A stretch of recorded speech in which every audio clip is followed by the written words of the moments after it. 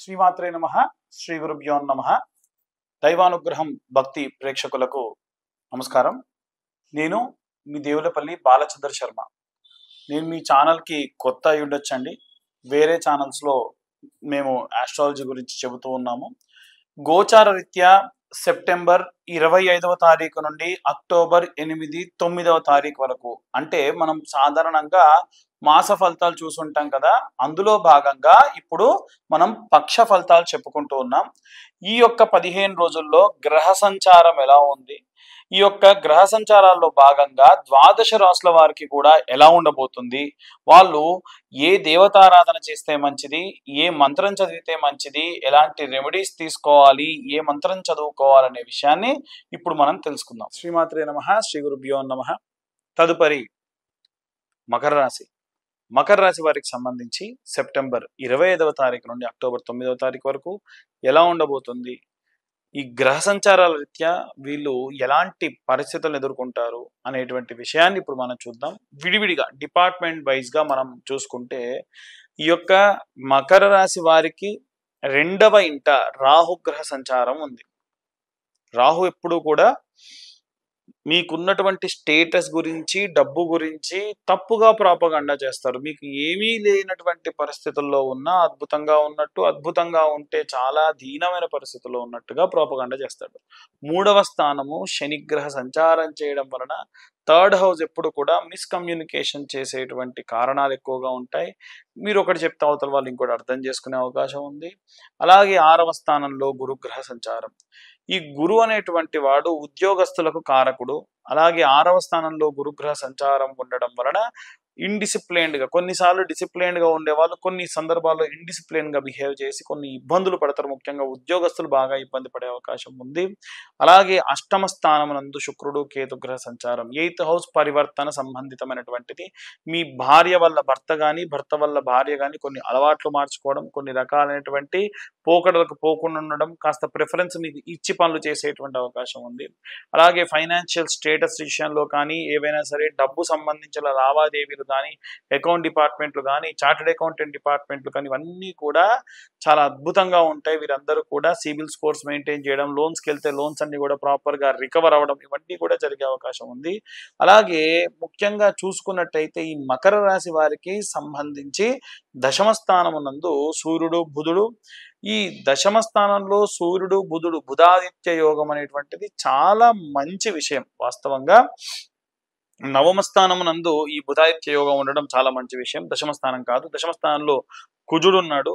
సరే, ఈ కుజుడు దశమ స్థానంలో కాస్త ఇబ్బంది పెట్టిన భూములు, రైతులు, చేతివృత్తులు చేసుకునే వారికి 9వ స్థానంలో ఉన్నటువంటి బుధాదిత్య యోగం వీరికి లాభించే అవకాశం అధికంగా కనిపిస్తుంది. ఇవన్నీ కూడా మనం గోచార రీత్యా చెబుతున్నటువంటి విషయంలో మాత్రమే. పూర్తిగా మీ జాతకం విశ్లేషణగా కావాలనంటే మీ పేరు, మీ date of birth, time, place కింద ఉన్న నెంబర్కి వాట్సాప్ చేయండి. 2025 రూపాయలు తీసుకొని జాతకం అంతా కూడా పూర్తిగా విశ్లేషణగా మీ దాకా అందించే ప్రయత్నం చేస్తాము. ఎవరైతే ఈ నెల 2025 కట్టి జాతకం చెప్పించుకుంటారో వారికి జ్వాలాముఖి మాల కూడా ఇవ్వడం జరుగుతుంది. ముఖ్యంగా శంకు పూలతో, నీలిరంగు పూలతో శనేశ్వరుడికి అర్చనాదులు చేయడం వలన కూడా విశేషమైన సత్ఫలితాలు పొందవచ్చు. ఇక అన్ని వర్గాల వాళ్ళు ఎలాంటి రెమెడీస్ తీసుకోవాలి, వివాహం కాని వాళ్ళకి, సంతానం కాని వాళ్ళకి, ఇతరుల చేతికి వెళ్ళిన మన డబ్బు తిరిగి మన దాకా రావడానికి ఏ మంత్రం చదివితే మంచిదనే విషయాన్ని ఇప్పుడు మనం తెలుసుకుందాం. ఇప్పటి వరకు గోచార రీత్యా ఉన్నటువంటి గ్రహ సంచారాలను చూసాం. అందులో భాగంగా ఇవాళ రేపు అందరికీ బాగా వేధించే విషయం ఏంటండి? వివాహం కావట్లేదు. ఇక వివాహం అయితే సంతానం కావట్లేదు. కాబట్టి వీటిల్లో చాలా రకాలైనటువంటి కారణాలు ఉండొచ్చు. ఉదాహరణకు మీ జాతక రీత్యా గనక శుక్రుడు బాలేకుండా ఉన్నా, కుజుడు బాలేకుండా ఉన్నా, రాహుకేతుల మధ్యలో మిగిలిన అన్ని గ్రహాలు బంధనమై చిక్కుకొని ఉన్న కుజ దోషము, కాలసర్ప దోషము, అలాగే మీ యొక్క లగ్నాధిపతి లగ్నం నుంచి చతుర్థ, షష్టమ, 12వ స్థానాల్లో ఉన్న, లేదా రాహు గనక పంచమ, నవమ స్థానాల్లో ఉన్న, రాహు సూర్యుడితో కలిసి ఈ యొక్క నవమ, పంచమ స్థానాల్లో ఉన్న, అది పితృదోషాల కింద లెక్క. అయితే వీటికి సంబంధించి మీ జాతకాన్ని గనక మనం పూర్తిగా తెలుసుకుంటే, ఉదాహరణకు మీ పేరు, date of birth, time, place ఉంటే మనం జాతకం విశ్లేషణగా చెప్పడం జరుగుతుంది.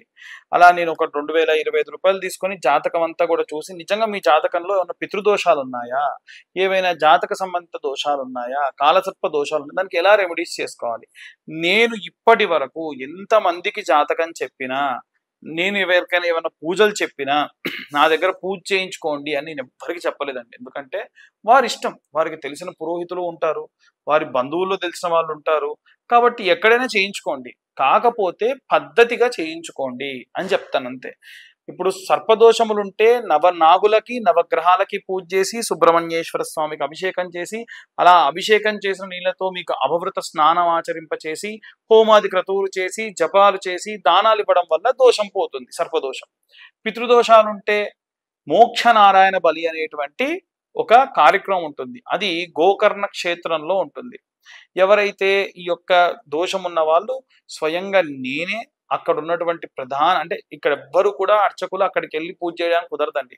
అక్కడ లోకల్లో ఉన్నటువంటి దేవాలయ గోకర్ణ క్షేత్ర ప్రధాన అర్చకులు ఎవరైతే ఉన్నారో వారి చేత్తోని మనము మొదలు సంకల్పము, గణపతి పూజ, అలాగే మోక్ష నారాయణ బలి హోమము, మోక్ష నారాయణ బలి ఆవాహనము, వసురుద్ర ఆదిత్య స్వరూపాలకు సంబంధించిన కలశాలు, ఆ కలశాలతో పాటుగా త్రిపిండి శార్దము, ప్రాయశ్చిత్త తిలాహోమము, పంచమ పిండ, దశమ పిండాలు ఇలాంటివన్నీ కూడా చేసి ఆ తర్వాతకి సముద్ర స్నానానికి పంపిస్తారు. 9 రకాలైనటువంటివి ఈ యొక్క పూజలు చేస్తారు. ఇవి సాధారణంగా ప్రతి మాస శివరాత్రికి కూడా నేనే దగ్గరుండి ఎవరికైనా ప్రాబ్లం ఉన్న వారికి మాత్రమే పంపించడం జరుగుతుంది. ఎవరికి వాళ్ళు ట్రావెల్స్ పెట్టుకోవచ్చు, లేదా బస్ బుకింగ్ కూడా చేయమంటే నేను చేస్తాను. ఒక్క పూజకు వచ్చినటువంటి వారికి అక్కడ గోకర్ణ క్షేత్రంలో రిసీవ్ చేసుకున్న దగ్గర నుండి పూజ అయిపోయి పంపించేంత వరకు ఫుడ్, అకామిడేషన్, పూజ సామాగ్రి అన్ని నేనే చూసుకుంటా. దానికి కాను 18 నుండి 21,000 రూపాయలు అవుతుంది. ఇక సర్పదోషానికి సంబంధించి అంటారా, మీకున్నటువంటి గ్రహాల దోషము, దానివల్ల ఎలాంటి ఇబ్బందులు ఉంటాయి, వాటికి సంబంధించి ఎంతమంది బ్రాహ్మలు ఉంటే ఆ యొక్క ఇబ్బందులు ఉంటాయి. ఇవి ఏవి లేవండి, అయినా కానీ మాకు వివాహం కావట్లేదు, సంతానం కావట్లేదు అన్నటువంటి వాళ్ళు ఈ మంత్రాన్ని చదవడం మంచిది. ఎన్నిసార్లు చదవాలి? 10,000 సార్లు చదవాలి. ఆ మంత్రం ఏమిటంటే ఓం శ్రీం హ్రీం క్లీం శ్రీం క్లీం విశ్వేశ్వరాయ నమః. ఈ మంత్రాన్ని మా ఛానల్ వాళ్ళకు కూడా పంపిస్తాను, కింద డిస్క్రిప్షన్ లో వేస్తారు, లేదా పైన డిస్ప్లే చేసే ప్రయత్నం కూడా చేస్తారు. మళ్ళీ చూడండి, ఓం శ్రీం హ్రీం క్లీం శ్రీం క్లీం విశ్వేశ్వరాయ నమః. బయటికి చదవడం కంటే మనసులో చదువుకోండి. కూర్చునే ముందు మీరు ఏ సంకల్పంతో కూర్చుంటున్నారు అనేది ముఖ్యం. కాబట్టి ఆచమనం చేయాలి. కాళ్ళు చేతులు శుభ్రంగా కడుక్కొని, స్నానం చేసినా సరే కాళ్ళు చేతులు కడుక్కొని ఒక మంచిగా సుఖాసనం వేసుకొని కూర్చొని గ్లాస్లో నీళ్లు, స్పూను, ఒక ప్లేట్ పెట్టుకొని ఆచమనం చేసి 3 సార్లు కేశవాయ స్వాహ, నారాయణాయ స్వాహ, మాధవాయ స్వాహ అని చేసి 4సారి నీళ్ళు వదిలేసి మనసులో మీ గోత్రం పేర్లు అనుకొని, మీకు శీఘ్రం వివాహం కావాలా, వివాహం కావాలి, లేదా సంతానం కావాలా, సంతానం కావాలి, మీ పిల్లలకు వివాహం కావాలా, పిల్లలకు సంతానం కావాలా, వాటికి సంబంధించి మనసులో సంకల్పించుకొని ఈ మంత్రాన్ని చదవండి. ఇలా చదవడం వలన ఖచ్చితంగా వారికి వివాహం కాని వారికి వివాహము, సంతానం కాని వారికి సంతానం కూడా అవుతుంది. అలాగే ఎవరైతే వేరే వాళ్ళ చేతికి పరహస్తగత ద్రవ్య పునఃప్రాప్త్యర్థం, వీడియో ఆఖరిలో చెప్తా, స్కిప్ చేయకుండా చూడండి అన్నా కదా, ఆఖరి వరకు వచ్చినందుకు ధన్యవాదాలు. ఇప్పటి వరకు లైక్, షేర్ చేయని వాళ్ళు ఎవరన్నా ఉంటే, ఇది ఏమన్నా కొంచెం ఇన్ఫర్మేటివ్ గా ఉంటే ఇంకొంతమందికి షేర్ చేయండి, లైక్ చేయండి, వీరైతే సబ్స్క్రైబ్ చేయండి. కొంచెం మాలాంటి వాళ్ళకి ఎంకరేజ్మెంట్ గా ఉంటుంది మీరు సబ్స్క్రైబ్ చేయడం వల్ల. ఆ మంత్రం ఏమిటి? కుబేర మంత్రం అంటే, ఈ మంత్రాన్ని చదివేటప్పుడు ఉత్తరం వైపు తిరిగి కనురెప్ప ముయ్యకుండా ఈ మంత్రాన్ని చదవాలి. అలా 3 సార్లు చదివితే చాలు. రోజుకి 3 సార్లు 41 రోజుల పాటు కనురెప్ప ముయ్యకుండా మీరు కానీ చదవడం వలన ఖచ్చితంగా మీకు ఈ యొక్క వేరే వాళ్ళ చేతికి వెళ్ళిన డబ్బులు తిరిగి మళ్ళీ మీ దాకా రావడం జరుగుతుంది. అయితే ఈ మంత్రాన్ని ఎలా చదవాలో కూడా నేను చెప్తాను, కింద డిస్క్రిప్షన్ లో ఇస్తాము. వీలైతే డిస్ప్లే కూడా వేసే ప్రయత్నం మా ఛానల్ వాళ్ళు చేస్తారు. ఆ మంత్రం ఏంటో చూడండి. యక్ష గణనాయకం శివసకం ఉత్తర దిగ్భాగే వసికం సర్వ సంపద ప్రదాయకం నమామి మమ సర్వదా ప్రసన్నకరం సిద్ధిం దేహి మే నమమ అనొచ్చు, నమః అనొచ్చు. అయితే మీరు ఈ మంత్రం చదివినా ఆఖరికి అయిపోయిన తర్వాతకి తత్సత్ బ్రహ్మార్పణమస్తు అని పక్కనున్న ప్లేట్లోకి వేయాలి. ఇలా వేసినటువంటిదే జపతీర్థం, దాన్ని మీరు తాగాలి. అప్పుడే ఆ ప్రతిఫలం మీకు వస్తుంది. కాబట్టి ఈ మంత్రం ఏంటో ఇంకొక 2 సార్లు చదువుతా. కనురెప్ప కొట్టకుండా చదవాలి. ఓం యక్షగణనాయకం శివసకం ఉత్తర దిగ్భాగే వసికం సర్వసంపదప్రదాయకం నమామి మమ సర్వదా ప్రసన్నకరం సిద్ధిం దేహి మే నమమాం. యక్షగణనాయకం శివసకం ఉత్తర దిగ్భాగే వసికం సర్వసంపదప్రదాయకం నమామి మమ సర్వదా ప్రసన్నకరం సిద్ధిం దేహి మే నమమాం. ఈ మంత్రం చెప్పి ఒకసారి చెప్పి ఆపి కావాలంటే మరొకసారి కళ్ళు మూసుకొని మళ్ళీ మీరు ఈ మంత్రం చెప్పండి. మంత్రం చెప్పేటప్పుడు ఫ్యాన్ గాలి ముఖానికి తగలడం కానీ అలాంటివి ఉంటే కూడా ఆ ఫోర్స్ కళ్ళు మూతపడతాయి. కాబట్టి అలా కళ్ళు రెప్ప కొట్టకుండా చూడండి. ఎవరైనా సరే భారీగా మీకు డబ్బు రావాలి అనుకోండి, ఈ మంత్రంతోని హోమం చేయించండి. ఒక 1000 సార్లు హోమం చేయాలి. రోజు ఒక 200 సార్లకు మించి హోమం చేయలేరు.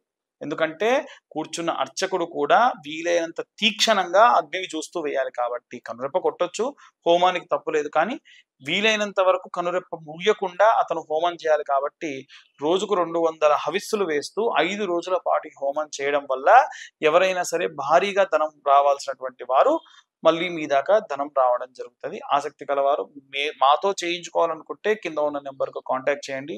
పితృదోషాలు గాని, సర్పదోషాలు గాని ఇలా ఏవైనా సరే ధన సంబంధిత దోషములు తిరిగి మీ దాకా రావాలంటే కింద ఉన్న నెంబర్కు కాంటాక్ట్ చేయొచ్చు. సర్వే జనా సుఖినో భవంతు. స్వస్తి.